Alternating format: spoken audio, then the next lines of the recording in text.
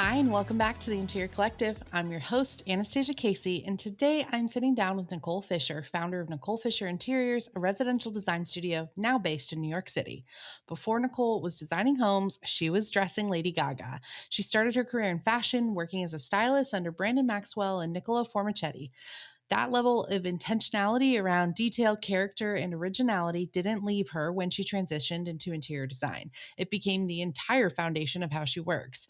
And that foundation has never been more relevant than right now because we are living through a moment in this industry where AI tools, algorithms, and the sheer volume of visual content being produced are creating a kind of aesthetic gravity, a pull towards a lot of the same. And the designers who are going to thrive in that environment are the ones who built something so specific and so genuinely theirs that no algorithm could have produced it. Nicole is one of those designers. She has been named to Luxe inaugural Next List, featured in Arc Digest, and after 10 plus years of building her firm in Hudson, New York, she's moving her studio back to the city where her career began. In this episode, we're talking about all of it: the fashion years, what the world taught her about building a visual identity, how she thinks about originality as a business strategy, and what designers need to understand about protecting their creative point of view in an era of algorithmic sameness. This is a conversation about creativity as a competitive advantage. Do you feel like managing your projects has you all over the place? If you have been running your firm for a few years now, you've probably tried everything: cobbled together apps, spreadsheets, a project management tool or two, and somehow you still feel like you are barely holding it all together.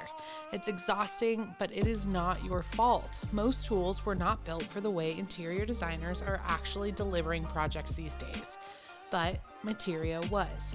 From concept to handoff, approvals to procurement to billing, with QuickBooks Sync built in, Materia brings it all into one connected workflow, so your projects finally feel totally under control. Get started today, free for 14 days, no credit card required. And Interior Collective listeners get 50% off their first month at getmaterio.com. That's Materio, getmaterio.com. Hello, Nicole, and welcome to the Interior Collective. I am so excited to have you on the show. This one and this topic is so fascinating to me. I know it's going to be a killer episode, so thank you for being here. Thank you for having me. So excited. This is like, I'm actually kind of fangirling a little bit just because your background is so interesting. And I just personally find so much inspiration in fashion. To be able to like let those two worlds collide is like super exciting. So let's start with some intro and background specifically about your studio, and then we'll go back to the beginning. Give us a snapshot of Nicole Fisher Interiors today. Where is the studio? How do you have it structured? And kind of what's your day-to-day within that? Yeah. So the studio right now, I've grown to my team of 12.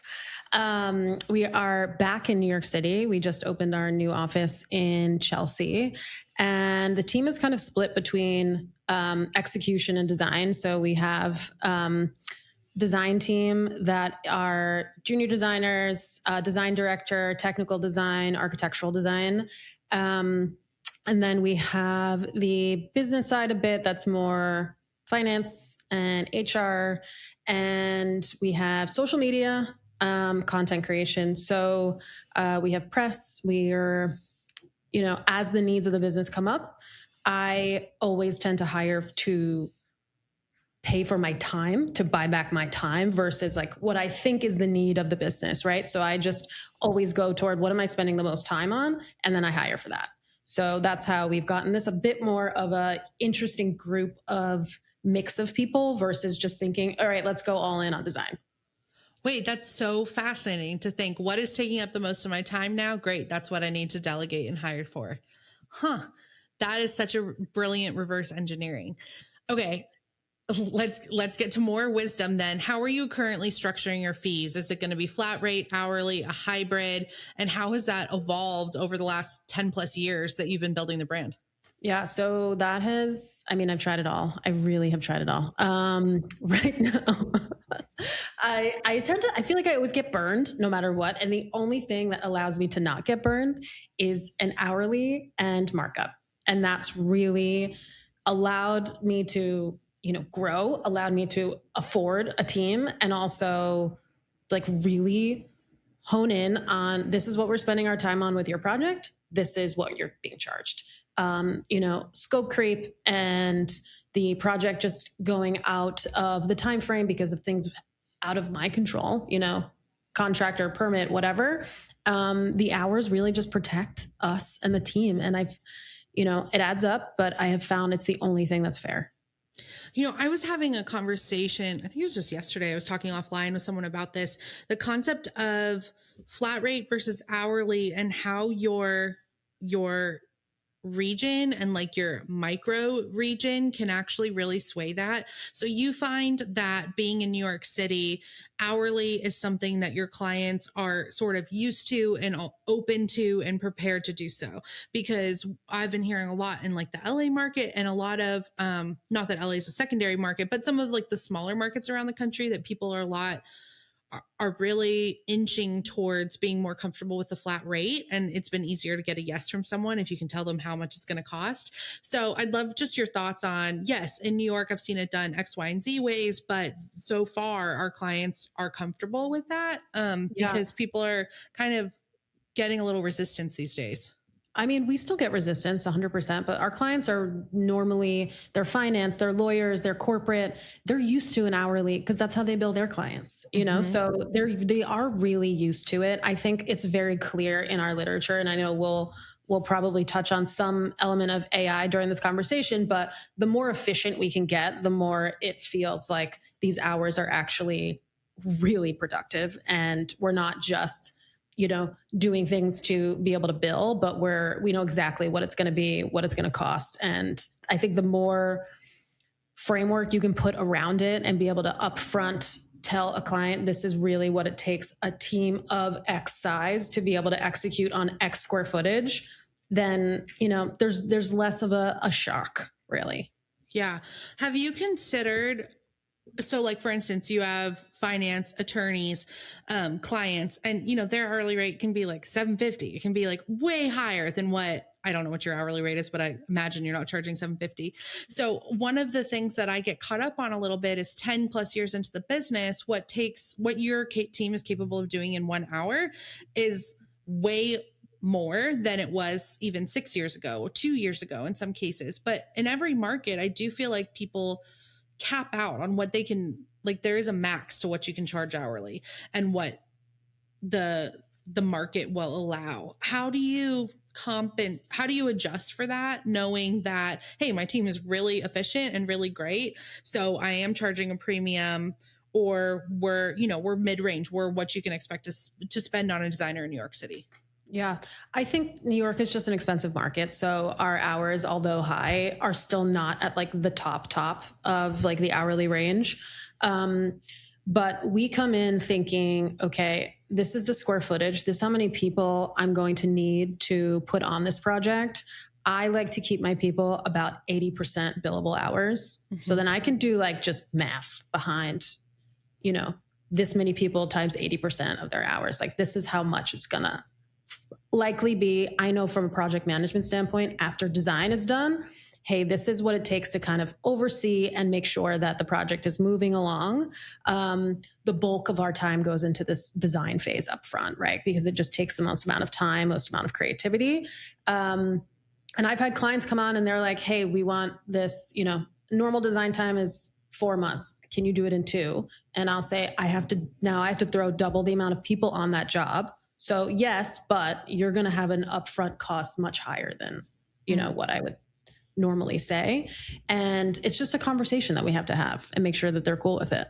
Yeah, that's perfectly clear. Thank you. And then one final follow-up question about pricing before I move on to more interesting stuff is, with a team of 12 doing all different types of jobs, do you guys have like one flat hourly rate as a studio and that's what you're billing, or is everybody priced at different, or is there variety? Yeah, it's all based on seniority. So, what your role is determines your hourly rate. Yeah. Mine is obviously the highest, but I'm also the least amount involved in the job. So we set up this 10-80-10 component to what I do. I do that initial 10%. The team does that middle 80%. And then I come in and do the last 10%. So that system that we have really allows me to say, like, I know how much time I'm going to really need to delegate to this job. That's brilliant. 10-80-10. I'm going to remember that. Thank you. Okay, Nicole. So you just mentioned like you guys are back in the city. Talk to us about where you were at before and what really has driven the decision to make the move back. Yeah, so we were in the Hudson Valley for the last 6 years. We moved up with COVID, like the rest of the world, and we never left. I mean, I opened an office up there. I enrolled my son in school. My husband was full-time remote. I mean, we fully became like upstate people. And I like really developed the team up there over the last, really year or so. We just hit the ceiling in terms of like the type of project we're getting, the type of talent coming through the door. The hustle culture didn't like exist up there the way that it exists here. And I knew that I had to make a decision. Are you cool with where you are, or do you want to keep going? And I want to keep going. So it was a decision I had to make of complacency or growth. It's interesting that all the reasons why you and everyone else moved up there during COVID is exactly the reasons why it wasn't going to be sustainable now that everything's returned back. So that is so interesting that you had to make that shift. Okay, let's go to the fashion years. I'm very excited about this. Talk to me about how you started your career in fashion, where you were working as a stylist, and to those who are not in the fashion world, which is probably everyone listening, what does stylist even mean in that capacity? So stylist has like the very similar meaning to the way that it is in interiors. We're just talking about clothes versus like accessories and furniture. So I applied as an intern for a random styling internship while I was doing a postgraduate program at Parsons. And I walk up to this loft in Soho, take an elevator up, and just the doors open, and it's just all these tables covered with hardware and like gold chains and these armadillo platform shoes and like metal t-shirts. And I'm like, where on earth am I? And I like look over and I see this like gold giant gun with like a lipstick coming out of it. And I realize it's like the lipstick gun from the Judas music video. And I'm like, where am I?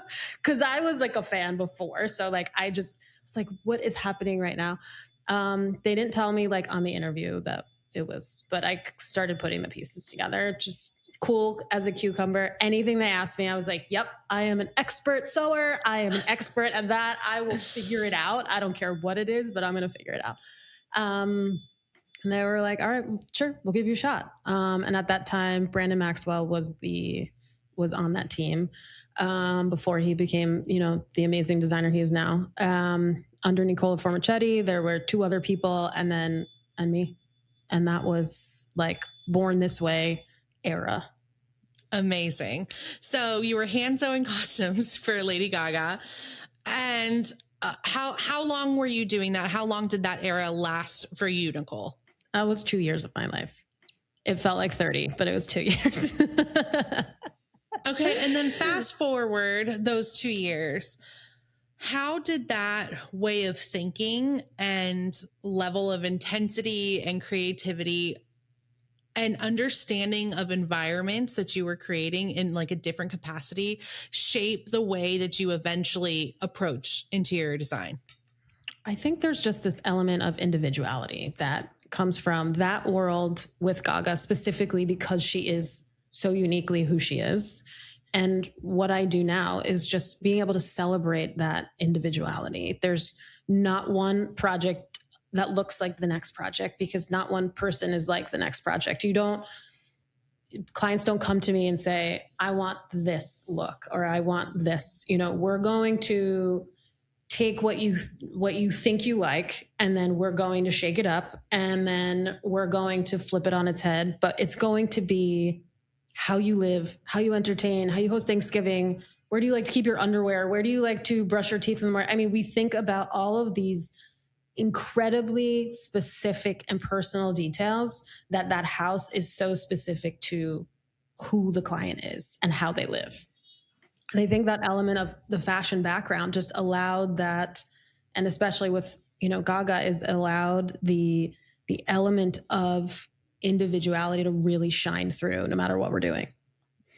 That's so fascinating. I feel like so many studios have built their brand on their point of view and their interpretation of things, and to think of it as like styling a character, styling a specific persona, and thinking of that as someone's home is such a unique and very clever market position. Talk to us about the transition. So 2 years of this taking over your entire life. What happened next? How did you get into interiors? So my first foray into interiors was working with One Kings Lane. So that was an e-commerce company. They opened up a studio concept where they were allowing people to come in, use their product, and they had designers using their product to create like rooms for people. I started working in the studio and then moved on to their like celebrity makeovers. So that was with one-off projects that we were working with celebrities. We worked with Bobby Brown, we worked with Lucy Liu on creating these really beautiful spaces for them using One Kings Lane product. And that was, those spaces were in this studio, or you would go to their home, whatever that was, and you would be designing in their houses? So we started in the studio and then it kind of morphed into, we started moving out. Yeah. Okay. And what felt immediately familiar between the two industries, and what has like genuinely surprised you about how different the two worlds are? I think the main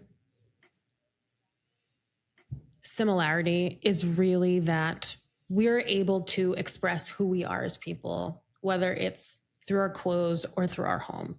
I think this element of sameness, as you brought up before, it's just easy. It's an easy crutch for a lot of people because they're not comfortable expressing who they are. And I think this world of social media has allowed people to be a little bit more, expressive and out there. And we're seeing more and more that that's really what people want. They're tired of this idea of sameness.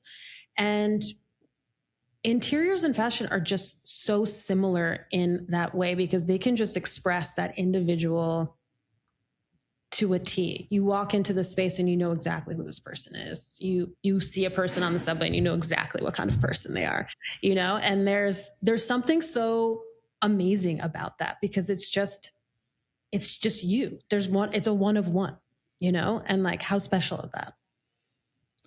What has been surprisingly different between those two instances of individuality? How does someone approach individuality, on what they present in what they're wearing versus how they present the way they live? The difference is really that you're making bigger decisions. You're making bigger financial decisions. You're making more long-term decisions. So I think the decision paralysis is probably set in harder with homes because, you're not able to change and switch it up as much as you would with like an outfit. I think that's probably the biggest differentiator and why people tend to fall into this sameness category because it becomes a much bigger decision in their mind to commit and to make that what feels final. We have a client right now who is like, I don't want to make this X decision because this isn't my forever home. I'm like, well, how long are you planning on being here? 10 years. I'm like, that's like 2 forevers to me. Like, what are you talking about? Like, we have this misunderstanding of like what it means to like put down roots and feel happy in our spaces, and that it has to be so concrete and solid and you can't change your mind. And that's just like, it's just not true. Yeah. Okay. So although you went to design school, it wasn't technically formal interior design training, and you built your whole firm since that. What do you think your unconventional path gave you that you think a traditional education in formal interior design might have actually left out? I think it's really allowed me to take risks. I think there is an element of just let's see what happens. let's just try it. Let's take a gamble. There's such beauty in not knowing what is to come. In my opinion, I love change, and I welcome change. I welcome new ideas and risk in that way. And I think when you're formally trained, you're a little bit more robotic in how you think things should go, how you think a design firm should be managed, what that team should look like. So I look at it as a business. I look at it from a business perspective first and foremost. So that's why I can confidently bring in these ideas of, buying back my time or this 10-80-10 thing, because I'm not thinking about it the way that a traditional designer is looking at it. I'm thinking about it as a businesswoman. So I think, in my perspective, as we continue to grow and as I continue to think of new verticals and scaling this, I'm thinking about it differently. And I think it gives me a real leg up and advantage as we make a mark that's completely different from what everyone else is doing. Well, I can tell you, after how far are we in this, 15 minutes into this, I'm like, this is one of my favorite interviews I've ever done. So I'm like, yes, tell us everything your brain's got, girl, because we are buckled in. We are locked in. Okay. So from a branding standpoint, and this is where I'll geek out because this is what our studio does, website branding. I love your website and I love the brand that you built. And I can immediately see your fashion background having a huge impact in that. The way that you've photographed, styled your work, and how it translates onto the website is not how everybody else is doing it. It feels very fashion forward. How intentional are you in keeping things feeling really high energy, editorial, in like a fashion sense amongst the world of, I don't know, all the 80, 100 sameness of sorts that's out there? I think it's super important to me. I want to stand out from the crowd. That's like what we're doing here. I think that's what our interiors say. I think that's even what my office says. Like, I'm not trying to fit in. I'm trying to just be who I am. And I lead my day with a very editorial, that's just who I am as a person. So when we're designing the website, when we're thinking about brand, I am thinking about all of these things because I want to come across as like the vision. I'm selling not only a vision of a design, I'm selling a vision of this partnership between you and I. I'm selling this vision of communication and relationship. And, I don't just do design. I speak on panels. I do all these, there's so many things. So there's not one singular thing I'm trying to say with my website, right? So when I think about what we want to put out into the universe, I want it to be powerful. I want it to be strong. I want it to have a clear point of view. I want it to be fashion forward because that's what I love. And I want it to feel different. I don't want this sameness. I want anyone coming to the website or looking at us for the first time to be like, who is this? Maybe psychopath. I don't know. Who is this crazy person that I've just come across? But like, I kind of want to be her friend. I want to like get in there. I want to like know what her Looney Tune brain is thinking about, because that is what makes us different. And that's why we can like spark this relationship, because these relationships are not for a couple of weeks. This is a year, 2, 3 plus your relationship. So, you have to garner that trust, that sense of understanding, that sense of, oh, I kind of know what I'm getting into when I'm getting into a project with her. And I think that relationship that they build with us before even like picking up the phone is something really special. And we were able to do with putting a real point of view behind like every asset that we have. One of the questions our website clients have a lot for us is like, I don't want my branding to conflict with the photos in X, Y, and Z specific project. And you have a bold, colorful use of branding on your website. What is your perspective on that? And how do you manage to make it make sense that like it doesn't have to be representative of every single project? It doesn't have to match every single project, and that's okay. Yeah, I think really important that everything doesn't look, the same. That there's a sense of wonder when you're going through, you're discovering, you're finding something new. I think there's this world we're living in where people, I think, get too caught into everything fitting into like a certain box. And going outside of the box is like scary, and I get it. But how are you going to evolve to like the next step in whatever business that you're in? How are you going to get to the client that's that next tier up in terms of wealth? They're all looking at different things, in my opinion. So when you're able to tailor your stuff to a clear point of view, but be able to highlight and be attractive in like multiple different type of ways and facets, I think that's like the money maker in a way. Because if you've got one point of view really that you're looking at and you're trying to attract one type of person, that's going to be your forever client. There's no growth, there's no movement in that. So I think that's just someone who doesn't understand branding, in my opinion, and like what it takes to stand out from the crowd, because it's a cluttered world out there, and you got to figure out how to position yourself in a different light to stand out, not only for now but for the future. You've mentioned at the top of the show, coming back to New York City, thinking about, okay, how do we keep moving forward? I'm not okay being complacent with where we're at. And with that, you mentioned like, what are new verticals? How do we grow? How do we scale this? I think it's interesting. Your branding brain is so interesting already.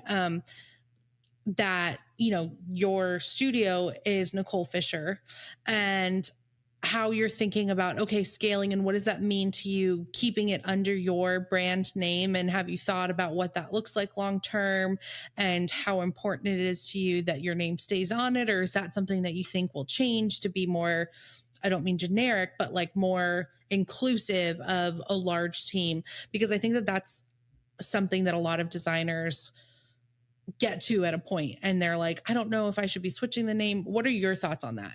Yeah. It's a very interesting topic of conversation, because I've talked to my financial advisor a lot about this, because she's like, you can't be sellable. It's much harder to be sellable with a name attached to it. And then I talked to other people in business, and they're like, your name is the thing. Your name is the asset, right? So I think it's just, I don't think there's a right and wrong answer to it. There is certainly personal brand that needs to exist if you're going to put your name on the door. I think that is like something that people forget. You put your name up and then nobody knows who you are, right? So it's one thing to do all these like beautiful projects, but how do they trust you? Who the hell is Nicole Fisher? Like, why should I give a shit? So the personal brand component at this point has become so important to like what we're doing and what we're putting out consistently, and what I think people need to think about when they're thinking, do I want to be the face behind the name or not?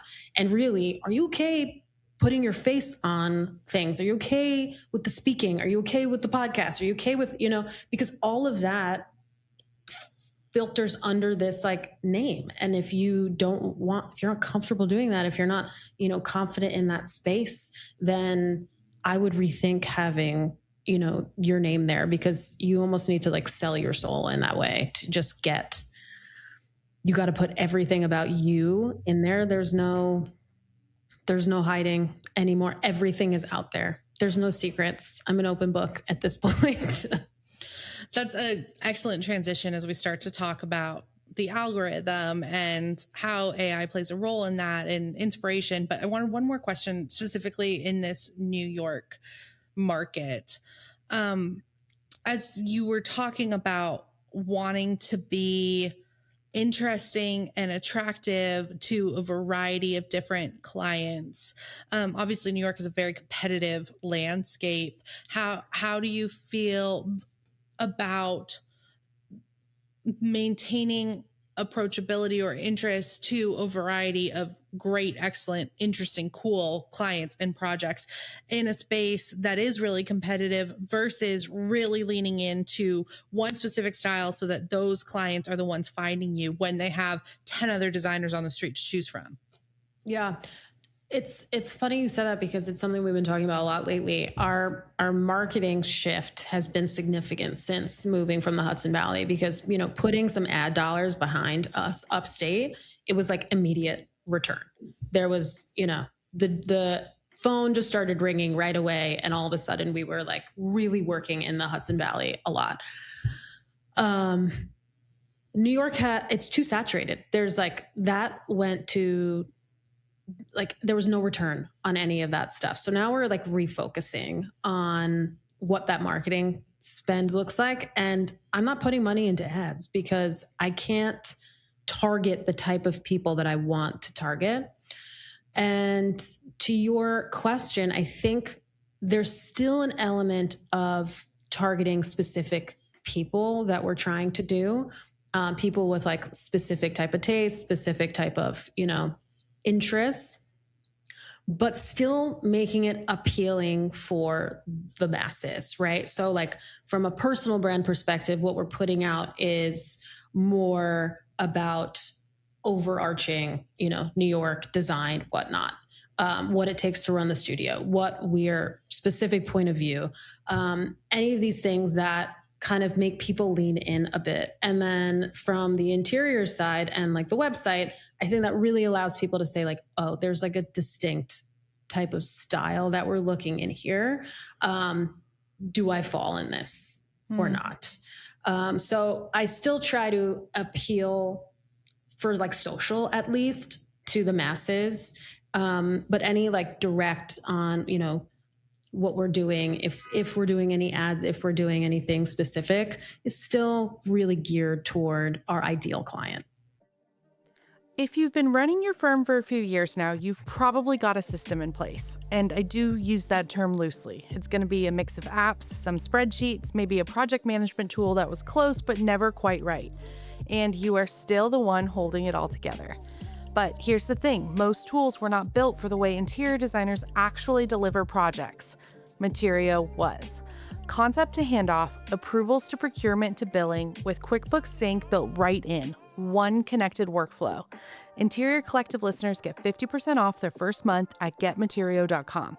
Free for 14 days, no credit card required. That's Materio, getmaterio.com.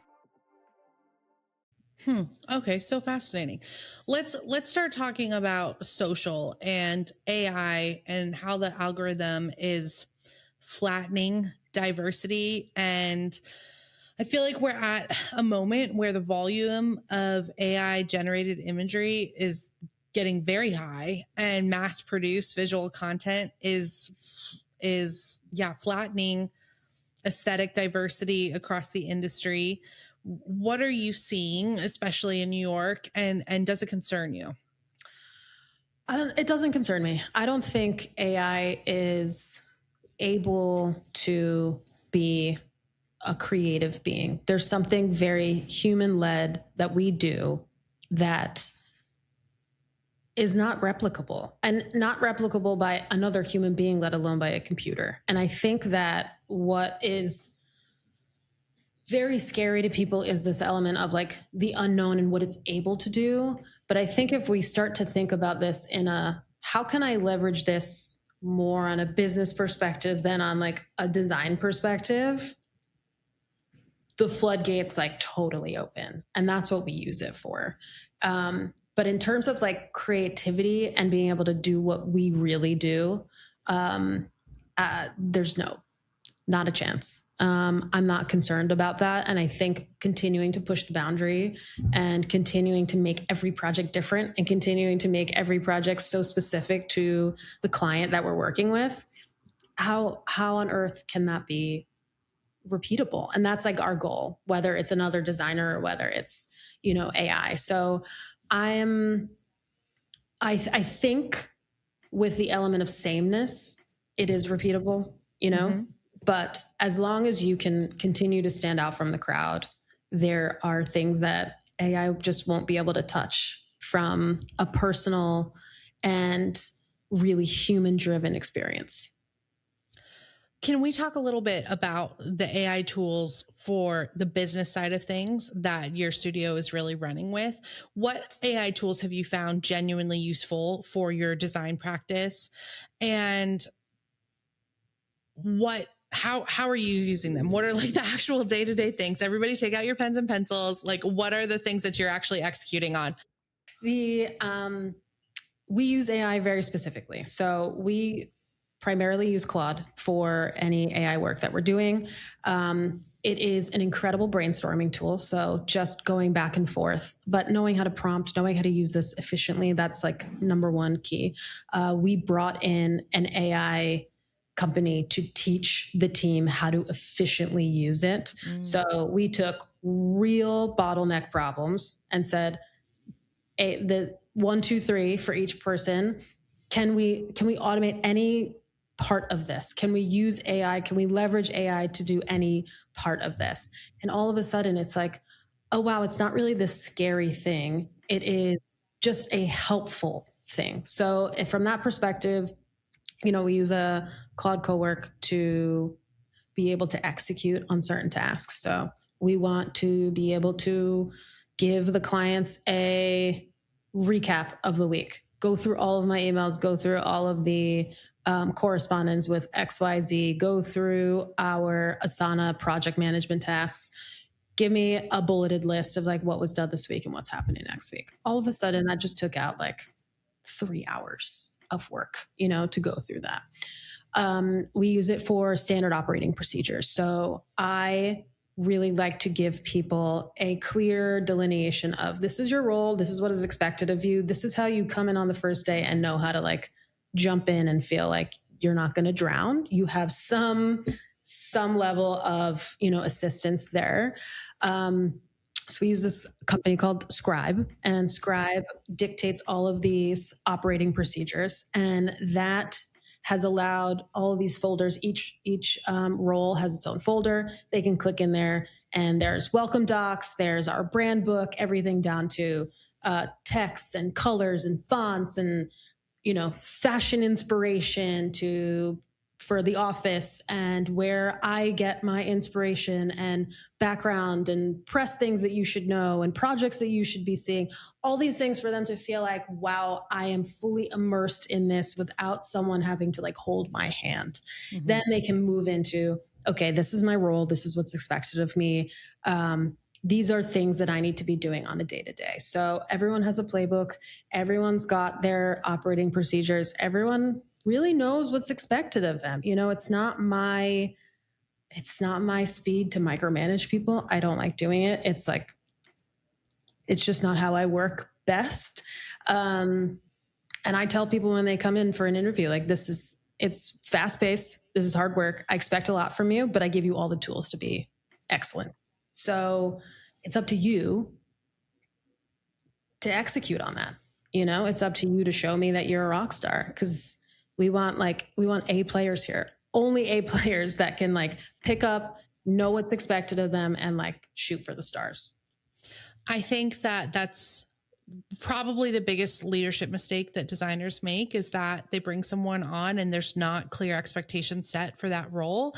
Or when you have a small team and other people don't know how to fill in the blank, if someone has to step out, if someone's not available for something, the fact that you have those SOPs set up through Scribe is so valuable. I know people listening are like, well, yeah, that sounds freaking fantastic. I don't have time to do that. How big of an investment was it to like actually set aside the time to figure all that out? Or I don't even know what that person's role is yet, because I'm still figuring it out. Can you walk us through a little bit and set expectations of like, how long did it really take you to figure that out? Was that someone else's job on the team to execute those scribes, to get all of that set up? Was there a consultancy firm that came in and did it? How did you get to the point of being able to have those SOPs? Yep. So that's a big thing I used AI for. And that's the big thing I used like brainstorming with Claude for. This is where I'm hitting a ceiling. this is where I think this person should do. This is their job description. Let's put all of this information in here. And then these are the things I'm trying to solve for. Let's come up with a playbook on their job on how to make them the most efficient. All of a sudden it's like, this person shouldn't be doing that. They should be leaning into this. This should be falling under X person. This should be, all of a sudden I'm thinking about these roles a lot differently when I have someone to like bounce these ideas off of, right? So that's made a huge difference. I do it for everyone that reports to me. And then it's up to the manager's job to do that next step. They're supposed to be updating them every 3 months or so, because the firm changes, the roles change, everything. If it's not constantly changing, then you're not constantly growing. So it's like everything is breaking constantly, and you just have to like roll with the change that's evolving. And we are consistently taking this, initial scribe, and then maybe we're putting it back into AI. We're saying, okay, over the last 3 months, these things have happened. Like, how do we want to adjust this?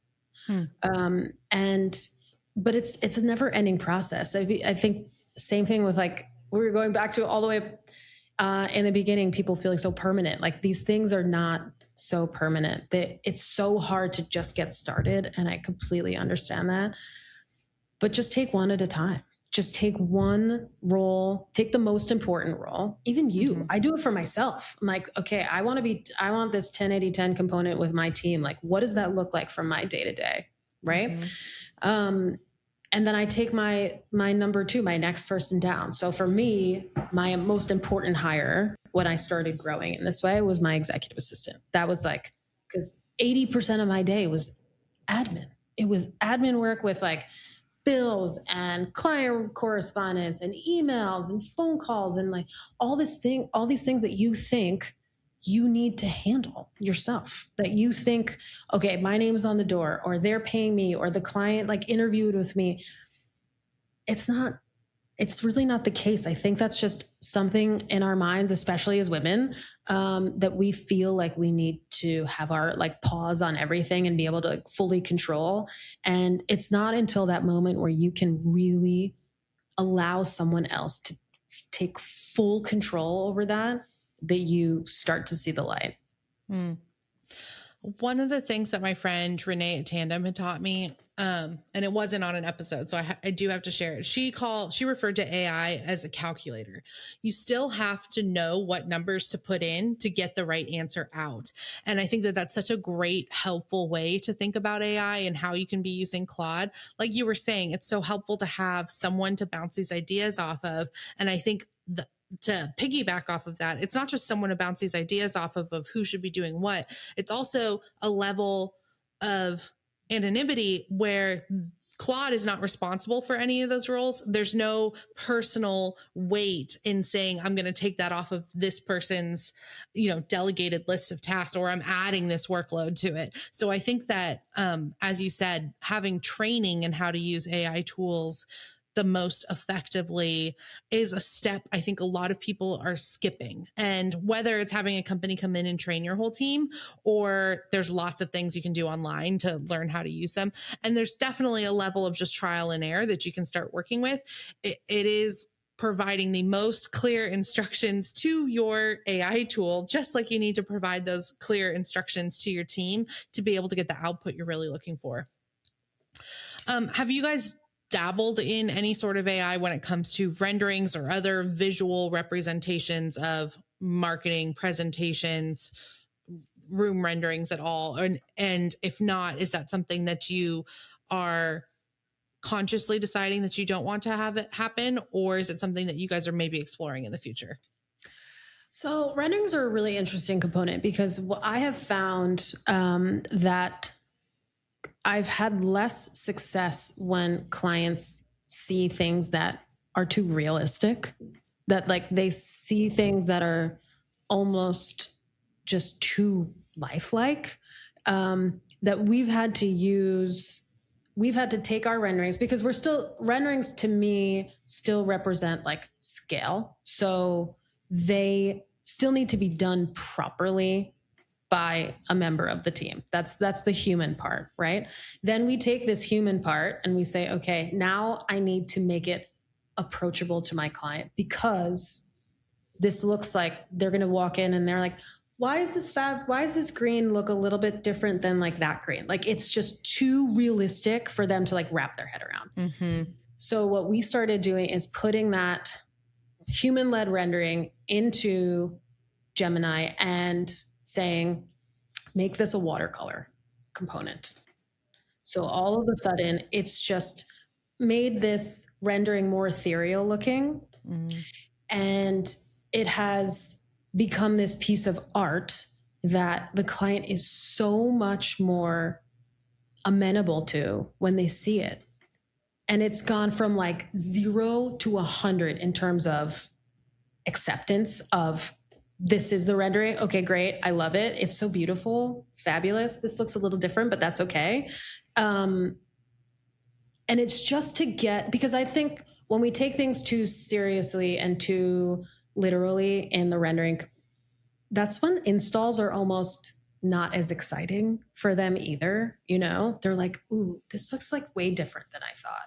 But if we take it and we say, okay, here's this fairy tale idea of what this is going to be, and then it becomes reality, it's like the brain works in different ways to be like, wow, like that was a transformation that I didn't expect. And it's really worked for us. And that has been like incredible. The other thing we're doing on our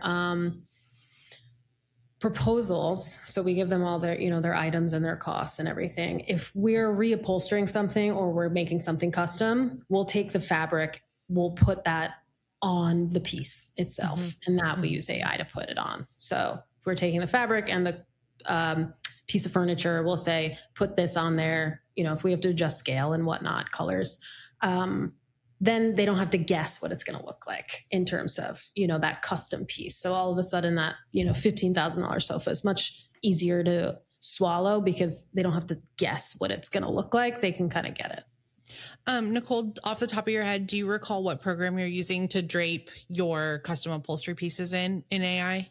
Gemini. Gemini is the best one for images. Anything image wise, I think that one takes the cake on all of them for sure. But those are the two ways we use it. Is it altering our design? No. Is it taking out the human part of what we're doing? No. Is it sourcing for us? No. It's not. It's taking what we have and enhancing it. And I think it's not a scary thing. That's a beautiful thing to do so quickly and so efficiently that has such a positive impact on that final presentation. I'm all for it. Yeah, it truly, as the way you explain it, it feels like a communication tool. It feels like you're enhancing your client's experience because it's romanticizing it. It's getting it done faster. It's getting them, you know, it's keeping their billable hours down. I think that the way that you've delegated what is acceptable and what's not acceptable to be using it for is about efficiency, clear communication, and just getting an end result that the client's really happy with. So it's brilliant. Thank you so much. I am curious. I want to go back to that genius 10-80-10 concept that you built, yes. Which I think it's brilliant how you coined it, but I think that it is a concept that a lot of studios are either currently operating under or ideally working towards. But to coin it 10-80-10, that just paints such a clear picture. How do you actively protect like your creative point of view inside your own studio when there's that 80% of it in the middle that you are very much less involved in? Yeah. So the 10% is really key upfront. So that 10% for me is, you know, I right now I'm like the salesperson in the office, right? So the client signs on with me. I'm that, you know, filter.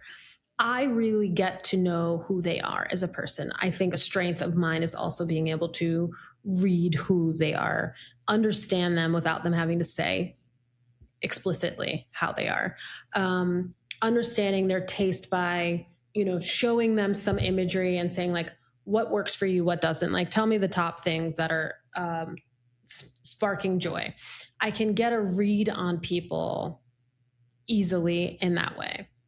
So my 10% is making a presentation doc for my team that I do to them. And I say, this is the project, this is the client, this is the budget, this is what we have per foot.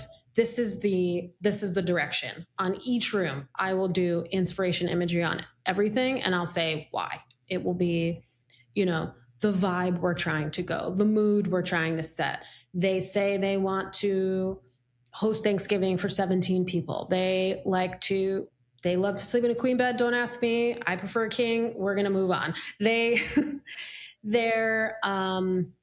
have 4 kids. They have their in-laws that need to stay here for 3 months out of the year. All the details of this project. This is that open communication part that I have with the team, all tied to imagery. So this is, any questions, speak now. Then at the end of that presentation, I usually pull a few vintage. We're pretty heavy on vintage pieces. I'll do, first dibs, and I'll just go to some hero over the top, not something they have to ends up in the project, but also just wow moments. This is the vibe. You know what I mean? You got to get it from there. And that's presented to the design director, to our juniors, anyone who's involved in that project. At that point, we just have open communication, and I say, do you are we good? Or we get it? We feel confident with this direction. I'll pull a few fabrics. I'll pull, just so they really understand the vision for it. Mm-hmm. I think with that level of detail up front, that 80% is very clear. I'm also very fortunate to have a team that gets it. So, they're able to execute and they know what's expected of them. Does that feel too safe? Let's push that a little bit further. In between, we'll have 1 or 2 design reviews. So that's where they are able to present to me, and I'll yes, no, yes, push. Okay, keep going. I mean, the more that we work with this team, the less and less that is required. They just on it, they understand. They speak Nicole, they speak this, they get to know the client. They get to know me. They get to know the vision. They know what we're building towards. They know what we're trying to strive for. And we want to be 80-100. We want to be at the top of our game. We want to be someone that is highly coveted in this interior design firm. How do we do that? How do we continue pushing the boundaries? So they're constantly challenging themselves. I'm constantly challenging them. And that relationship has just become so beautiful in this middle 80. It's a lot of work. It really is a lot of work. And they're rock stars. They're amazing at what they do. And then that last 10% is, really me coming in and saying, okay, I want to triple check our numbers, because I tend to be, much more strict on our budgets because it's gotten me in a lot of trouble in the past. I want to see the proposal packets before that goes out to the client. I want to see what those renderings look like before we take any time to put that into watercolors. I want to see what this presentation looks like to make sure it has my stamp of approval on that last 10%, and then I do the client presentation with them in the room. Everyone is there. And I'm also someone that we're live doing all of this. So if the client's I don't know about that one. Great. I don't want to think about it. Let's go pull 3 more for this. And let's live make this decision. So they don't have to go back and think about anything. It's already, we've already premeditated that. But at the end of the day, what a lot of people don't, I think, want to admit about this job is that it's a sales job. We are sales people. We are selling a vision, and we hope that they buy it. And that's, it requires some sales expertise. And I think being able to tell a story of what you're doing that's the skill. really, you know? And I am so proud of this team to be able to say, I really do that first 10 and last 10. And like they handle that 80% and they know what's expected of them. And I think it's because of all those other things we talked about that they're able to be set up for success. When we're talking last 10% as well, initially when you mentioned 10, 80, 10, I was thinking like you're the one who's there at install. You're the one who's, cutting the ribbon with the client as they walk into their house type of thing. Do you also feel like you swoop in at the end? So from a client's perspective, they were sandwiched with Nicole the whole time. Oh, 100%. I'm always at the installs. That's where my fashion styling kind of comes in too. I usually style my own shoots. I love that, the accessorizing and the art. In my career where I couldn't afford anyone, I was my own handyman. You know what I mean? So I've become very useful in those ways. And I love that part. I love like making it a home, and that's really like what it is. And then that final day when the clients come, if it's done and we can photograph that day, amazing. Then we'll be like signed and sealed and delivered. But the team likes to be involved in those days. I'm involved in those days. It's like they're beautiful moments where like they come home and they're just like blown away. Yeah. This has been so good. I'm like, I don't want to wrap up. What other questions can I come up with? I do have a couple other questions though. So you have built a studio with significant press, very major, impressive clients, and a move back to the most competitive market in the world, all without that formal design degree. What did building credibility throughout the last 10 years really require of you in the earlier stages of your business? Obviously, having a studio of 12 people over 10 years, like the credibility's there now. But when you were getting to that point, what were some actionable steps that you took that you think helped add that level of credibility without the formal background?